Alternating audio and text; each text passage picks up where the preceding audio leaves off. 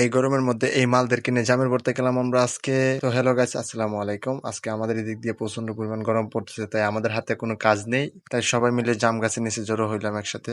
আমি একে একে সবাইকে বলতেছি গাছে ওঠার জন্য, ওরা নাকি গাছ বাইতে পারে না। তো এদিক দিয়ে আমিও তো গাছ বাইতে পারি না, এমনিতেই কেউ গাছে উঠতে চাইতেছে না, আবার ওই দিক দিয়ে দুই মালে ঝগড়া শুরু করে দিয়েছে। অনেকক্ষণ ওদের ঝগড়া থামিয়ে আমি অনেক কষ্ট করে এই মালটাকে রাজি করালাম। ওই মালটার একটা রিকোয়েস্ট, ওকে পিছনে ধাক্কা দিয়ে গাছে তোলা লাগবে। ওকে ধাক্কা দিয়ে গাছে তোলার পরে আমার দম বের হয়ে যেতেছে। এই যে ও তো পাতলা, আমি জানতাম না আগে। যাই হোক, অনেক কষ্ট করার পরে এই মালটাকে বললাম তাড়াতাড়ি জাম্প পেরে গাছ থেকে নামার জন্য। যে মাত্র ও জাম্প পারা শুরু করলো, নিচে দেখেন দুইটা ক্যাঙ্গারু। আর এই ক্যাঙ্গারু গুলো জাম তোকানো স্টাইল দেখে তো আমার হাসি পাইতেছে। যাই হোক, এদিক দিয়ে আমরা ভালোভাবে জামটা ওয়াশ করে সমুদ্রের বালি এন্ড বেকিং সোডা দিয়ে জামগুলোকে খাওয়ার উপযোগী করে তুললাম। একে একে খাওয়ার প্রস্তুতি নিয়ে নিতেছি। আবার এদিক দিয়ে দেখেন এই মালটাকে, আমরা যখন খাওয়ার কিছু একটা আয়োজন করি এই মালটাকে সবার আগে পাই, কিন্তু এই মালটাকে কাজের সময় একবারও পাওয়া যায় না। জানি না খাওয়ার গ্রানে ও কোথায় থেকে বের হয়ে আসে। সব সময় দেখছি খাওয়ার আগে ও, কাজের সময় ওকে পাওয়া যায় না, জানি না কিসের জন্য। তোমাদের বন্ধু বান্ধবদের মাঝে এইসব অলস মানুষ আছে কিনা তা অবশ্যই কমেন্ট করে জানাই দিবেন। আর হ্যাঁ, ওর জাম খাওয়ার স্টাইলে দেখেন মনে হয় ও 40 বছর যাবত কিছু খাওয়া দাওয়া করে নাই। তাই সবার কাছে অনুরোধ, এই ক্ষুধার্ত প্রাণীটির জন্য একটা ভিডিওতে লাইক দিয়ে আমাদের পাশে থাকবেন।